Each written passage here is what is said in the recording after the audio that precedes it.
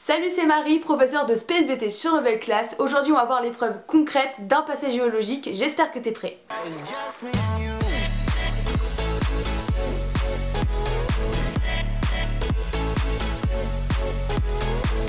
On se retrouve aujourd'hui pour une deuxième vidéo de géologie. Dans la précédente vidéo, je vais t'expliquer comment dater une roche, et bien cette vidéo là c'est en quelque sorte la suite de la première.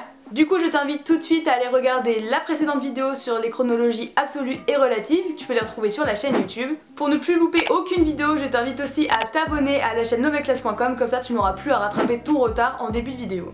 Allez c'est parti, voyons ensemble les traces que la Terre a laissées. La question à laquelle va répondre ce cours est « Comment sait-on ce qu'il s'est passé géologiquement dans le passé ?» On verra qu'il y a trois choses qui nous prouvent le passé du globe. Tout d'abord les différents âges au sein d'un continent, les océans disparus et les marques de fragmentation continentale et d'ouverture océanique qu'on verra dans une autre vidéo. La première preuve d'un passé géologique sont tout d'abord les âges des différents domaines continentaux. Dans le dernier cours, on avait vu qu'il était possible de déterminer l'âge de différentes roches grâce aux chronologies absolues et relatives. Si on regarde l'âge des roches sur le globe, on voit qu'au sein d'un continent, on peut distinguer plusieurs zones ayant des âges différents.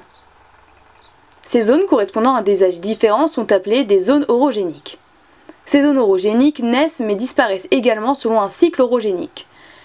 Il est composé de trois étapes, la sédimentation, qui est le dépôt de sédiments dans un bassin sédimentaire, l'orogénèse, où la chaîne de montagnes est créée, puis la disparition de la chaîne montagneuse.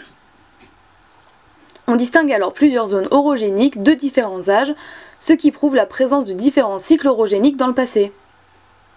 Une deuxième preuve que la Terre que nous connaissons maintenant n'est pas la même que celle du passé sont les océans disparus.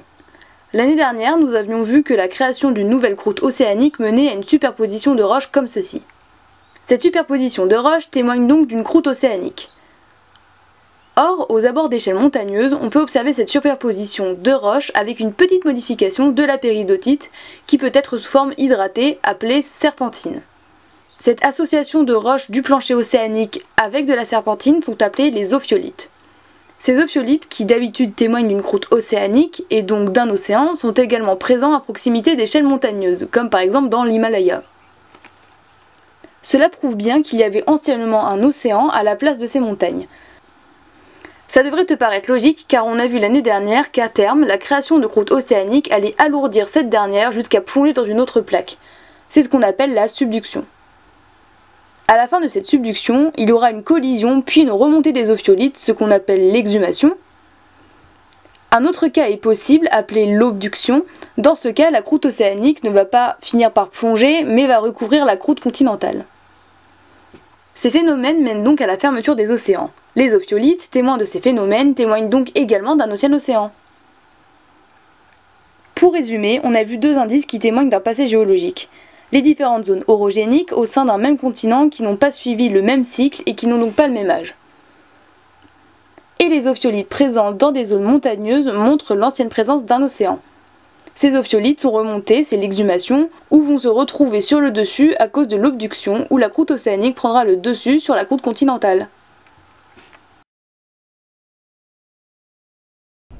Et voilà, c'est un chapitre un peu costaud, j'espère que tu as tout compris. N'hésite pas à refaire les schémas pour bien comprendre les mécanismes que je t'ai expliqués là.